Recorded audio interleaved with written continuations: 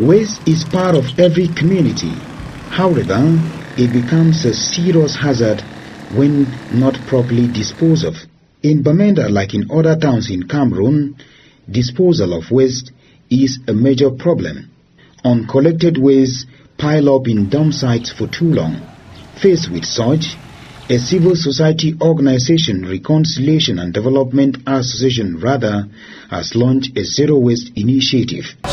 The Zero Waste Bamenda, it's an online advocacy awareness campaign aimed at changing the behavioral pattern of the population of Bamenda, thereby shifting their mindset in doing proper solid waste management.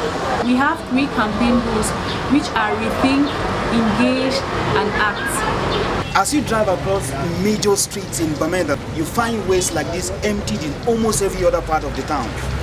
Waste like this does not only disgust the eyes, but have environmental as well as health impacts on the population. The waste in Bamenda has caused a lot of havoc because from the junctions to the streets to the market, you find heaps and piles of solid waste, which is both non-biodegradable, and even metal waste all in one place. It has a lot of effects.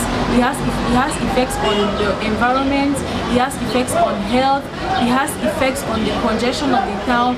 Waste collection services are key in the management of waste, but when these services are limited or absent, proactiveness is key. We saw with our own eyes, experienced with our own selves, the challenge of waste in our own community. It's affecting everyone, and so as a non-governmental organization that supports community development, we have no choice than to begin to do what we can do at our own level, which is to raise awareness and to advocate about the need for there to be urgent action regarding waste in Bamenda City. Waste is not auto-generated, which means for the Zero Waste Initiative Bamenda to succeed, the population has an active role to play. And our own part, like I've already mentioned, in terms of civil society organizations, we create the awareness on what needs to be done. And on the part of the population, they need to pick up the message. They need to understand, they need to be educated to understand exactly what are the problems when we don't manage our waste well. We, as the population, produce this waste.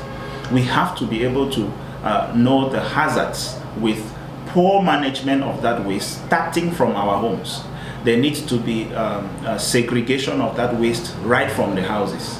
People need to understand how to even dispose it properly. And when you think about the different ways of segregating waste, it supports the collection, the management, and even recycling of that waste better.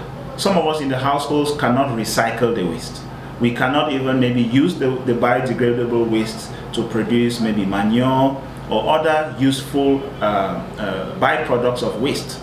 But if we separate it properly and we're able to dispose of it properly, we can incentivize the councils and even organizations that might be involved in environmental protection to take that waste and then to make use of that waste and turn it into something even more productive. It's possible, but everybody needs to be part of it. So what we are actually advocating for is that there needs to be a waste management policy, a very strong waste management policy, not just in making the policy, but in effectively implementing it.